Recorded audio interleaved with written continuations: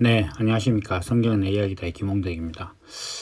어, 이 음성 파일로는 오래간만에 이제 녹음을 하게 됐습니다.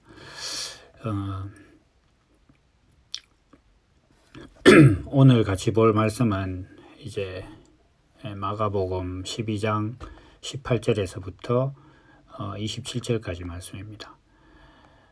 부활이 없다 하는 사두개인들이 예수께 와서 물어 가로되 선생님이여 모세가 우리에게 써주기를 사람의 형이 자식이 없이 아내를 두고 죽거든 그 동생이 그 아내를 취하여 형을 위하여 후사를 세울지니라 하였나이다. 7형제가 있었는데 마지 아내를 취하였다가 후사가 없이 죽고 둘째도 그 여자를 취하였다가 후사가 없이 죽고 셋째도 그렇게 하여 7이 다 후사가 없었고 최후의 여자도 죽었나이다. 7 사람이 다 그를 아내로 취하였으니 부활을 당하여 저희가 살아날 때에 그 중에 네 아내가 되리이까. 예수께서 가라사대 너희가 성경도 하나님의 능력도 알지 못함으로 오해함이 아니냐. 사람이 죽은 자 가운데서 살아날 때에는 장가도 아니가고 시집도 아니가고 하늘에 있는 천사들과 같으니라. 죽은 자에 살아난다는 것을 의논할진대 너희가 모세의 책 중 가시나무 뜰기에 관한 글을 하나님께서 요새에게 이르시되 나는 아브라함의 하나님이요 이삭의 하나님이요 야곱의 하나님이로라 하신 말씀을 읽어보지 못하였느냐. 하나님은 죽은 자의 하나님이 아니요 산 자의 하나님이시라. 너희가 크게 오해하였도다 하시니라. 아멘.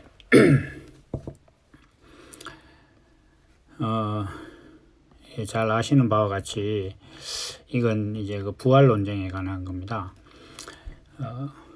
예수님 당시에 이제 뭐 여러 신앙에 관한 유대인들의 이제 종파가 있었는데 그 중에 사두개인이라 칭하는 사람들이 있었다고 이렇게 되어 있습니다.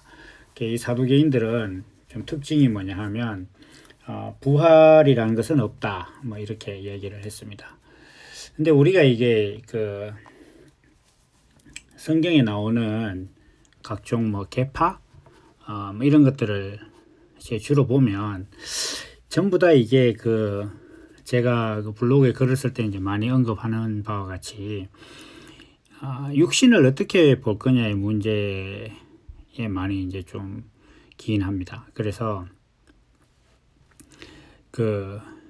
우리가 가장 대표적으로 이제 율법주의와 영지주의가 있는데 이제 이들 같은 경우에는 전혀 다른 가치관입니다. 따지고 보면 하나는 육신을 되게 이제 부정하고 그래서 육신의 의미가 없다. 하나님을 믿는 것은 영적인 일이다. 이렇게 생각하는 이제 영지주의가 있고 또 하나는 이제 율법주의 같은 경우에는 그 육신이 부정하기 때문에 이제 우리가 하나님 앞에 육신의 어떤 그 공로 그러니까 이제 이 육신의 공로라는 것에 대해서 사람들이 굉장히 좀 오해를 하는데요. 특히 요즘 사람들은 십계명처럼 뭐 예를 들면 안식일을 지킨다 이래가지고 주일 성수를 하는 뭐 이런 것들을 가지고 논쟁을 한다 이런 것들이 행위로 성경을 지키는 것이다 이렇게 생각을 합니다. 그런데 사실은 그게 아니고 신약이나 구약이나 무관하게 어떤 성경을 지켜서 자신이 하나님 앞에 의로워지고 하나님이 자신을 기뻐하시고 또 아니면 또 자기가 하나님께 기도한 것이 이루어지고 이렇게 하기 위해서 성경을 지킨다. 이렇게 하면 그게 비록 신약에 관한 것이라 할지라도 예를 들면 항상 기뻐하라 쉬지 말고 기도하라 이런 것들의 이 말씀을 지켜서 하나님을 기쁘시게 하겠다 이렇게 생각하면 그게 율법주의입니다. 그게 율법주의라고. 그러니까 그 외에 이제 제가 그냥 간단한 비유로 그거는 이제 군복을 입어서 군인이 되려고 하는 거거든요. 그런데 이제 그 군복은 군인이라서 입는 거지 군복을 입는다고 군인이 되는 것이 아니듯이 성경에 나오는 항상 기뻐하라 쉬지 말고 기도하라 이런 것들은 하나님께서 말씀하시는 거듭난 생명이 되면 그렇게 될 수밖에 없는 것이지 그걸 그렇게 성경에 있으니까 그걸 지켜서 하나님 앞에 이제 뭐 거듭난 생명이 된다거나 아니면 또 그것이 거듭난 생명의 본분이라거나 이렇게 자기가 의지를 가지고 하는 게 아니에요. 이미 내가 의지를 갖고 성경을 지키려고 마음먹었다. 이렇게 하는 순간 그 사람은 이미 율법주의고 그 사람은 거듭남도 없고 아무것도 모르는 거예요. 여기 이제 사두개인들도 지금 그 뭐 영지주의나 율법주의와는 좀 다른 개념이지만 이 사람들도 이제 육신에 관한 개념입니다. 그런데 이제 좀 더 말씀을 드리면 영지주의나 율법주의나 이 둘 다 어떤 개념이냐 하면 육신을 부정하게 보는 데는 똑같습니다. 그러니까 육신을 부정하게 보기 때문에 하나는 부정하니까 성경을 지켜서 의롭게 되자 이런 입장이고, 하나는 이제 그 부정한 거 그거 한다고 되는 일 아니다. 그냥 치우고 이거는 하나님께서 육신을 가지고 이렇게 되는 거 아니라고 했으니까 육신은 신경 쓸 일이 아니다. 뭐 이렇게 이제 얘기한 거죠. 어쨌거나 둘 다 육신을 부정하게 얘기는데, 이렇듯 사람들이 그 육신을 어떻게 보느냐의 문제를 가지고 그 성경을 굉장히 오해를 합니다. 그래서 알고 보면 이 성경이라는 것은 하나님께서 주신 이 육신을 가진 인생을 어떻게 볼 것이냐, 이 문제로 사실은 기속될 수도 있습니다. 그래서 그러한 부분들은 뭐 제가 이제 글로 많이 썼기 때문에 아마 보시면 이해하실 수도 있을 것이라 생각합니다. 어쨌든 이제 부활 논쟁도 사두개인들이 부활이 없다 이렇게 하는 것 자체는 지금 이 사람들의 어떤 그 질문 속에 보면 계대결혼이라고 이걸 계대결혼이라고 합니다. 이제 그 계보할 때 그 계자 해서 그 대를 이어서 이제 하는 결혼이다 이렇게 하는 거죠. 그래서 이제 이스라엘 풍습에 어떤 이제 혼인한 여자가 그 아들 후사 없이 남편이 죽게 되면 그 형제뿐만 아니라 가장 가까운 친척 중에서 그 후사를 이을 사람을 찾아서 그 사람과 이제 다시 혼인을 해서 그 집안에 후사를 낳는 그런 이제 그들의 뭐 풍습인데, 이제 여기서 보면 모세가 그렇게 하라고 했다 이렇게 되어 있죠. 그래서 이 사두개인들은 이제 자기들의 주장이라는 것이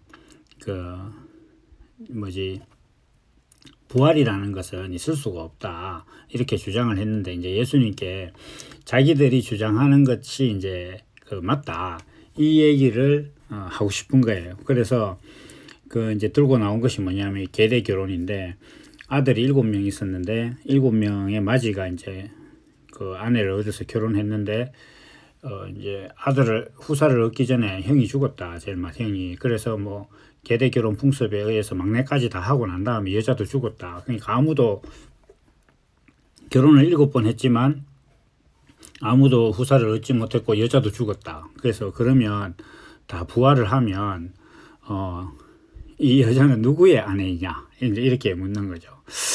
근데 이제 사실 이 질문을 받았을 때 아마 예수님 마음이 뭐 제가 예수님 마음을 다 이해하기 어려울지 몰라도, 요즘 이렇게 제가 이제 블로그에 글을 써놓으면 거기 그런 내용들이 있거든요. 예수 그리스도만 믿으면 아까도 이제 말씀드린 것처럼 하나님의 생명이 있으면 성경 말씀은 다 지키게 된다 이렇게 얘기를 하면서 제가 이제 믿기만 하면 된다 이렇게 이제 이야기하면 사람들이 그 믿으면 도둑질해도 되느냐 이런 식으로 이제 질문을 해오는 경우가 간혹 있습니다. 제가 이거 굉장히 자주 언급을 해요.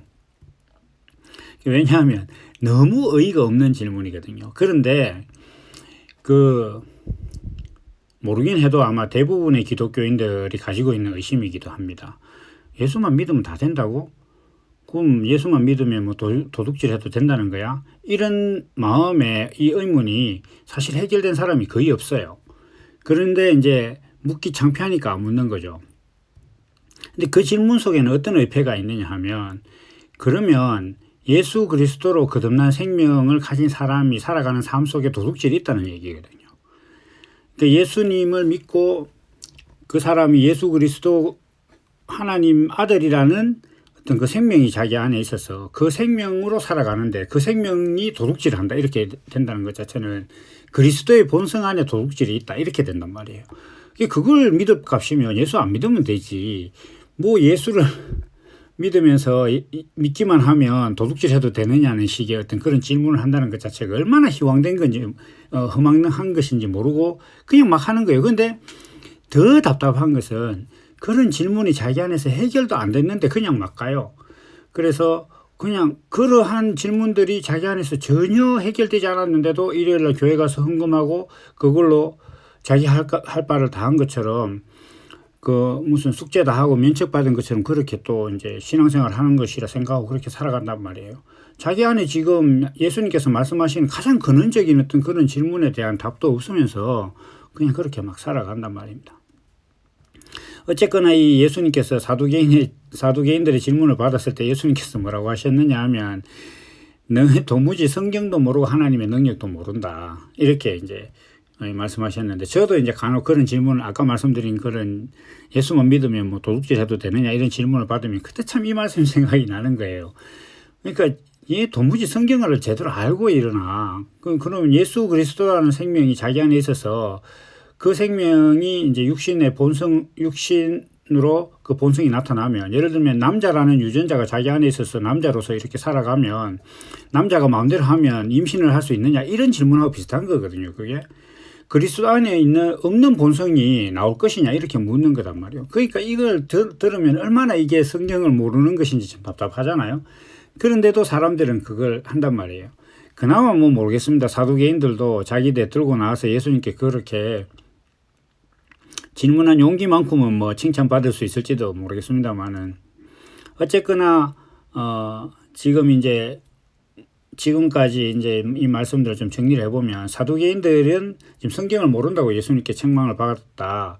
그러니까 왜 이 사람들이 그 성경을 모른다고 책망을 받았느냐 이렇게 했을 때 예수님께서는 이제 장가가고 시집가지 않는다 이렇게 얘기를 했습니다. 물론 이게 지금 물어온 것이 그 계대 결혼에 관한 것을 물어왔기 때문에 예수님의 답변도 이제 시집가고 장가가는 어떤 이런 것으로 이제 답변을 하신 것이겠죠. 그런데 이게 이제 부활이라는 것은 새로운 생명을 얻는다는 거거든요. 부활이라는 것은 새로운 생명을 얻는다는 것인데 우리가 좀 알아야 될 것은 다시 살아났는데 이전하고 생명이 똑같다. 그럼 그건 부활이 아니에요. 그러니까 예를 들면 성경에도 죽었다 살아난 사람들이 있습니다. 뭐 나사로도 그렇고 그다음에 뭐 유두고도 그렇고 예수님께서 살리신 사람들도 있고 이렇게 하죠. 그런데 그런 사람들은 죽었다 살아났다고 하지 부활했다고 하지 않거든요. 왜 그 사람들은 부활했다고 하지 않느냐 이렇게 하면 그 사람 다시 죽었어요. 그러니까 다시 살아났지만 이전과 전혀 다를 바 없는 생명이기 때문에 그 사람들은 부활이라고 하지 않습니다. 그러면 부활이라고 하는 것은 내가 이전에 죽었다가 새로 났는데 전에 살던 생명과 전혀 다를 때 그게 부활인 거예요. 그래서 부활은 어떤 측면에서는 거듭남과 동일한 패턴을 갖고 있는 거죠. 거듭남도 이전 것은 지나가고 새로운 것으로 나야 거듭난 것인지 이전에 하든지 그대로 한다. 그건 아무것도 아닌 거예요. 그렇게 보면 지금도 우리 많은 사람들이 교회에 가서 자기가 뭐 이제 예수 믿고 거듭났고 새 생명을 얻었다 이렇게 이야기하지만 이전이나 지금이나 똑같이 그 기도하는 거 똑같잖아요. 교회 오기 전에도 세상에서 성공하는 거 바라고 육신이 평안한 거 바랬다가 교회 와서는 그냥 하나님의 이름으로 육신이 평안해지고 세상에서 성공하기를 바라는 거 그것밖에 믿는 신만 달라졌지 자기가 하는지 똑같단 말이에요. 그러니까 그래놓고 무슨 거듭난 생명이라고 그러냐 이거죠. 그러니까 이전에는 뭐라 그럴까 그냥 늑대로서 썩은 고기를 탐하다가 이제는 그냥 양의 탈을 쓰고 썩은 고기를 먹는 것과 다른 거 없는데 그걸 가지고 거듭났다 이렇게 이야기한다. 그러면서 뭐 심지어는 더 나가서 뭐 우리가 이제 죽으면 부활할 것이다 이렇게 그 택도 없는 소리예요. 절대 안 됩니다. 왜냐하면 이게 그 삶이 바뀌는 데는 우리가 인생 자체가 자기 혼자 태어난 것이 아니듯이 자기가 기존에 가지고 있던 생명도 지 것이 아니었는데 그것이 죽고 새로 나는 것이 자기 의지대로 될 것 같습니까? 그렇게 안 된단 말이에요. 그래서 그 예수님께서 말씀하시는 어떤 그 부활이라는 것은 이전 것과 전혀 다른 생명이 되는 거예요. 그러니까 예수님은 우리는 부활이라고 하잖아요. 예수님은 왜 부활이라고 하느냐 이렇게 했을 때 육신을 갖고 이제 육신이 십자가에 못 박히시고 다시 살아난 다음에 예수님께서 이제 변화돼서 하늘로 올라가시고 전혀 다른 생명이 되셨다는 것을 이제 보여주셨기 때문에 그게 부활인 것이지. 모르겠습니다. 나사로도 죽었다 살아난 다음에 그 몸이 변해서 하늘로 올라갔다면 아마 부활이라고 했을지 모릅니다. 근데 어쨌거나 우리가 사람이 죽었다 살아난다고 해서 그게 부활이 아니고 그건 그냥 성경에서 다시 살았다, 다시 산다 이렇게 이야기하는 것이지. 그러니까 다시 산다는 것은 이전에 살던 걸 새로 연속해서 같이 산다 이런 얘기지. 이전에 살던 것과 전혀 다른 생명으로 산다 이런 얘기가 아니단 말이에요. 그러면 여기 이제 이 사두개인들도 부활이다 이렇게 얘기하니까 그냥 지금 이 사두개인들이 물었던 질문을 보면 그 7 형제가 한 여자에게 장가를 갔다가 다 부활을 했다. 그러면 여기서 누구의 아내가 될 것이냐 이렇게 이야기한다는 것 자체는 이전에 7명의 아들이 한 여자에게 결혼한 어떤 그 삶의 연장선으로 다시 보는 거예요. 그러니까 이건 부활이 아니단 말이에요. 이건. 그러니까 지금도 사람들이 이런 얘기를 하잖아요.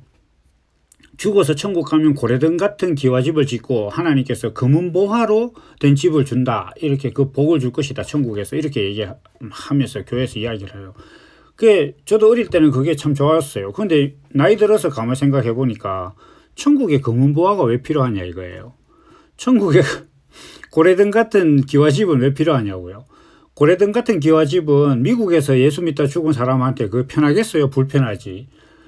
안 편하단 말이에요. 그러니까 그런 식으로 사람들이 생각한다는 것 자체가 야 천국 가면은 황금길이 있고 뭐 어쩌고 저쩌고 이렇게 이야기하는 이런 것들을 물리적으로 말이에요. 하나님께서 말하는 어떤 그 황금의 어떤 그 의미가 아니라 자기가 생각할 때 세상에서 살면서 생각하던 그 금 그리고 그 집 그리고 그 빛 뭐 이런 걸 생각한단 말이에요. 그러니까 전혀 지금 이 지구상에서 살 때의 어떤 그 삶의 형태랑 천국 가서 다른 게 전혀 없어요. 그런데 그게 왜 부활이고 그게 죽어서 영생을 얻는다는 거예요.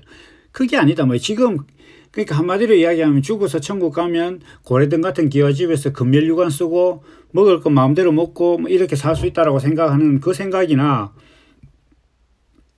사두개인들이 그 부활하고 7명의 아들이 한 여자에게 장가 갔다가 그 사람들이 다 부활하면 누구의 여자가 될 것이냐고 묻는 건 똑같은 개념이에요. 똑같은 개념이라고요.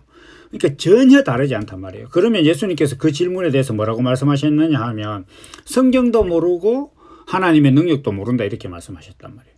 그것처럼 지금도 많은 사람들이 교회에 다니면서 있지만 그 사람들이 교회 다니기 전에도 육신의 평안과 세상의 성공을 바랬고 교회 다니면서도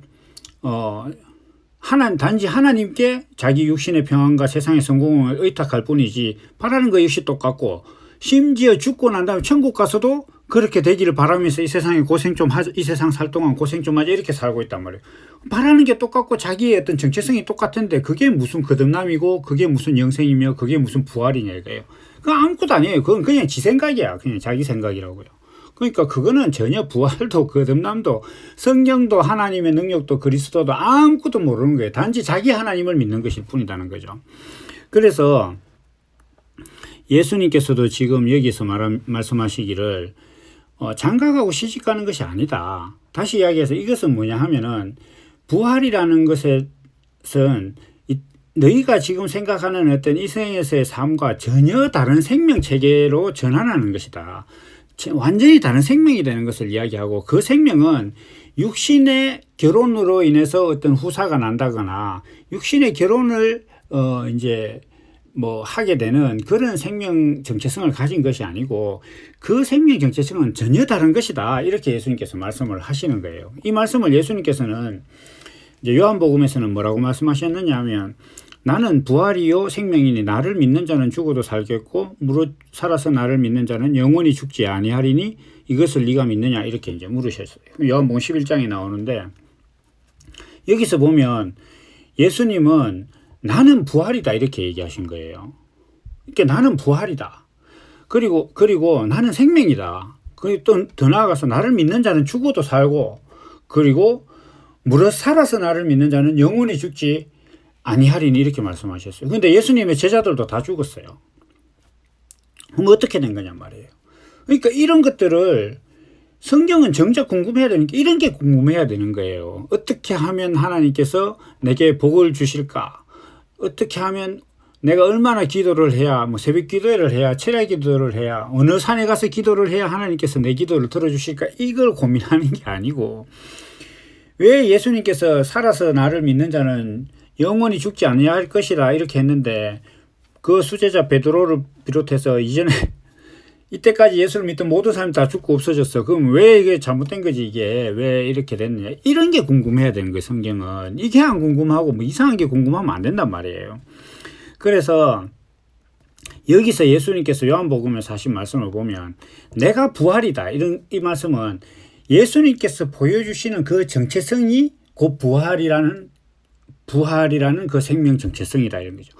예수님께서 육신을 가지고 오셔서 이 땅에서 보여주신 어떤 그 하나님의 뜻, 하나님의 뜻을 가진 육신이 살아가는 어떤 그 삶, 그 하나님의 말씀이 육신이 된 그 삶, 그것이 바로 부활이다. 그리고 그런 삶이 있는 것이 생명이다. 하나님께서 살았다고 하는 것이다. 이전에는 육신은 살아있지만 하나님께서 보실 때는 죽었다고 말하는 어떤 그 삶은 생명이 없는 것이고 그 생명에서 이제 예수님과 같은 그런 존재 정체성이 되는 것이 그것이 생명이 있는 것이다.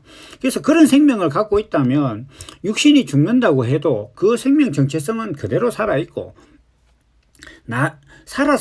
육신이 살아서 믿는다면 그 육신이 뭐 살고 죽은 것에 관계없이 영원히 그 사람의 어떤 그 정체성은 예수 그리스도로 나는 것이다. 이렇게 되는 것이단 말이에요.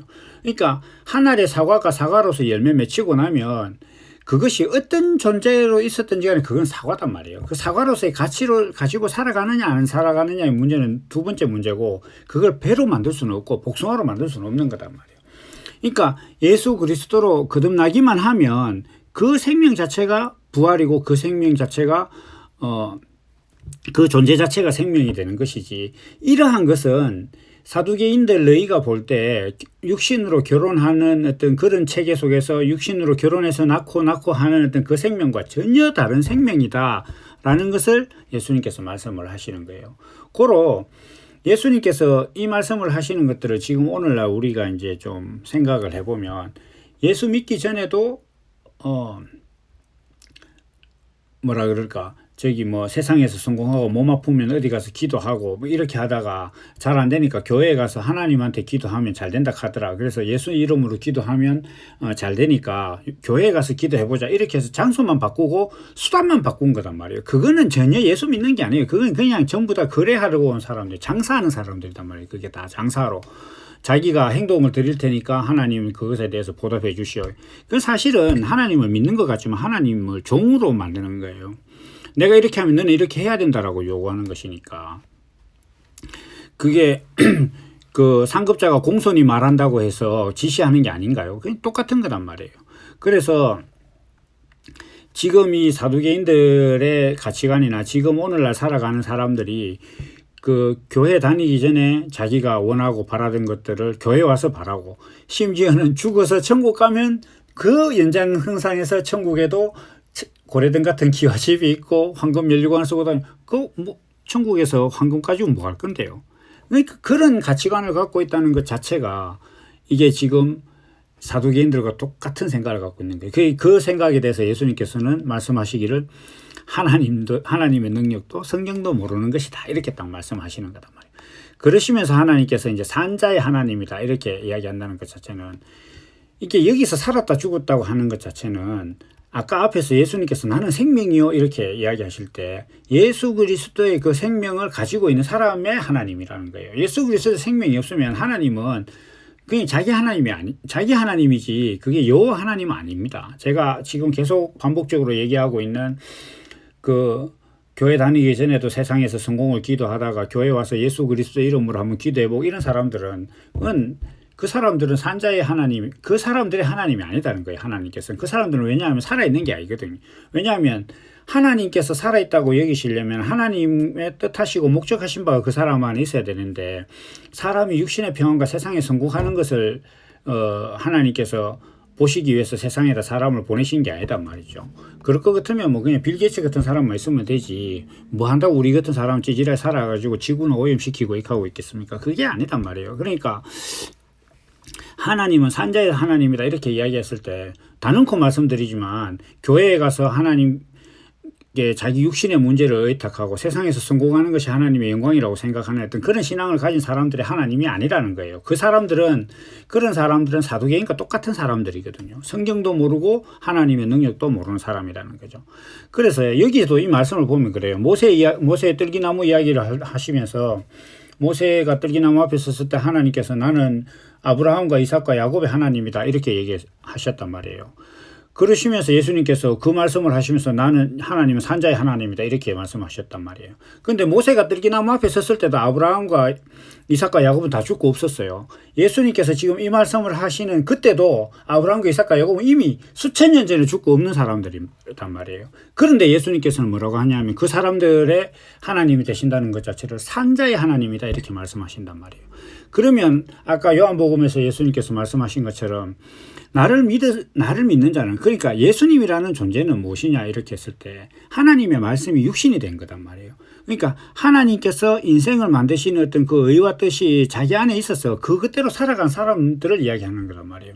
아브라함과 이삭과 야곱은 하나님께서 지시할 땅으로 보내고 하나님께서 살아라고 한 대로 그 육신이 하나님의 뜻을 순종해서 살아낸 사람들이란 말이에요. 그러한 삶이 있는 자들이 그러한 삶이 있는 자들이 하나님이다 이거죠. 하나님은 그러한 삶이 없는데 자기가 그냥 자기 육신의 평안을 어떤 그 의탁하고 그 육신이 평안해지면 하나님께 복을 받은 것이고 육신의 고난이 임하면 욥의 세 친구들처럼 뭔가 하나님 앞에 죄를 범한 것이라고 생각하고 주변에 어떤 사람이 사업이 잘 안 되면 교회 가서 기도해야 된다고 생각하고 누가 절에 다니는 사람이 뭐 하는 일이 잘 안 되면 부처를 믿어서 그렇다 하고 이런 식으로 이야기하고 있는 어떤 그 판국에 그런 사람들의 하나님이냐 여호와 하나님은 그런 사람들의 하나님이 아니라는 거죠. 그런 사람들의 하나님이 아니라는 것을 예수님께서 지금 말씀을 하시고 있는 것입니다. 그래서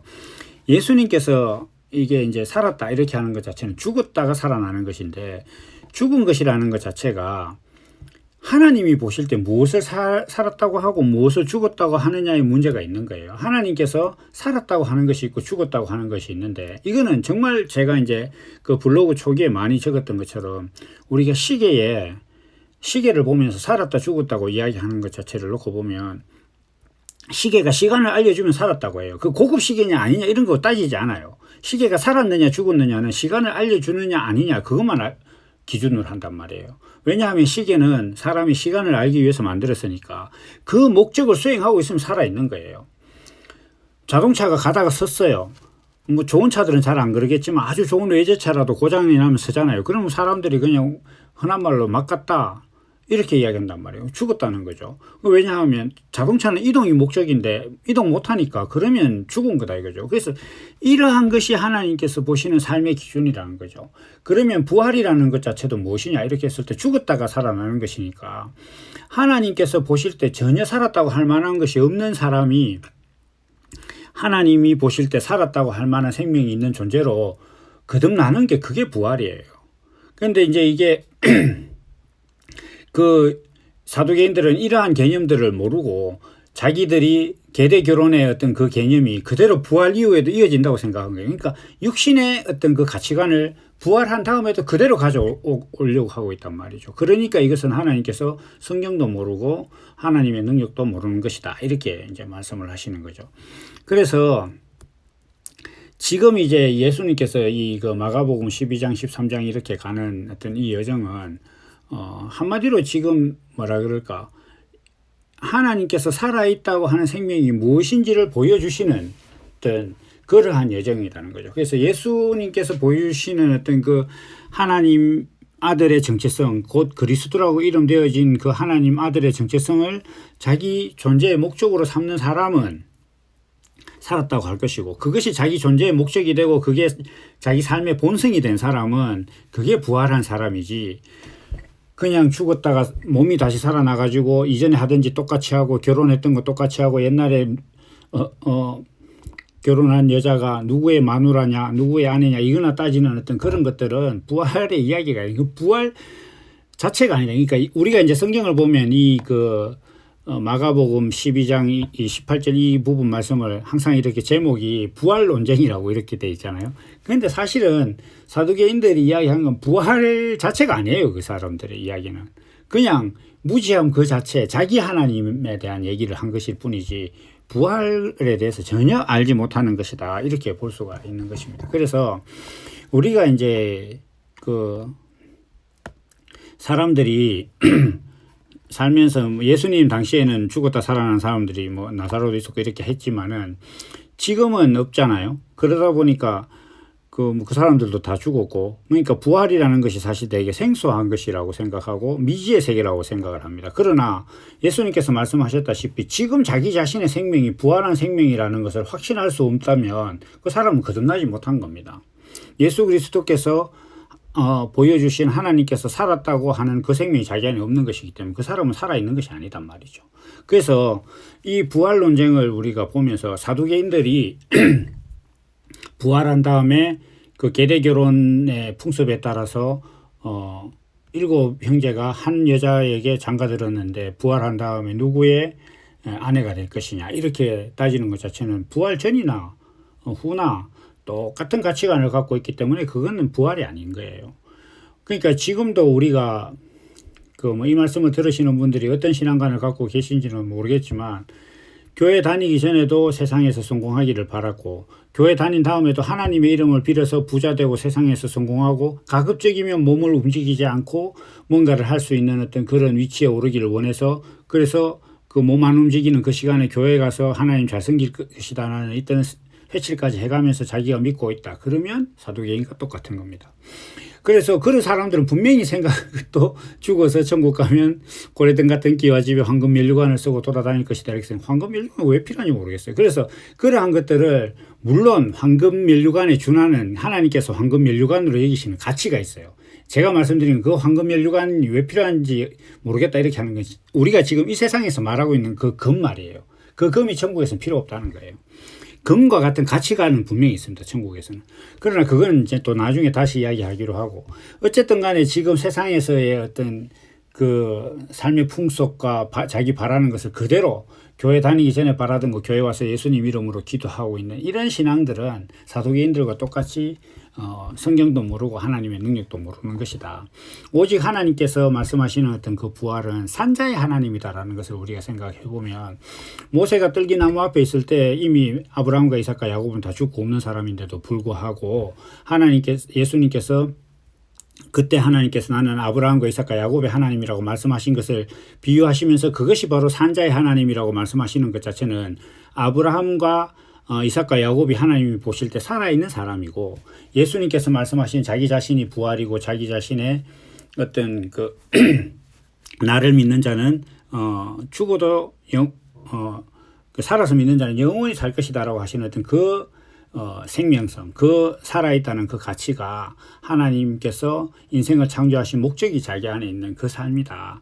그러니까 이전에는 자기가 육신이 평안해지는 게 삶의 목적이었고, 육신에 연관된 것, 혈육이 잘 되는 것, 자기가 하는 사업이 잘 되는 것, 이것이 하나님을 믿는 목적이다가 거듭난 생명은 그것이 아니라 내 육신은 하나님께서 사람을 창조하셔서 그 사람의 육신을 통해서 하나님의 성품을 드러내는 것에 내 육신을 소비하는 것이구나라고 깨닫고 그렇게 살아가는 어떤 그런 생명이 되는 것, 이것이 부활이고 그것이 살아있는 하나님께서 살아있다 여기는 것이기 때문에 그렇게 된 사람들만의 하나님이시고, 그렇게 된 사람들이 진정한 하나님의 부활을 아는 것이다 라는 것을 예수님께서 말씀하신 어떤 그런 말씀이 되겠습니다. 오랜만에 이제 한번 오래간만에 녹음을 해서 또 예전과 좀 다른 분위기인데 또 다음 시간에 만나 뵙도록 하겠습니다. 감사합니다.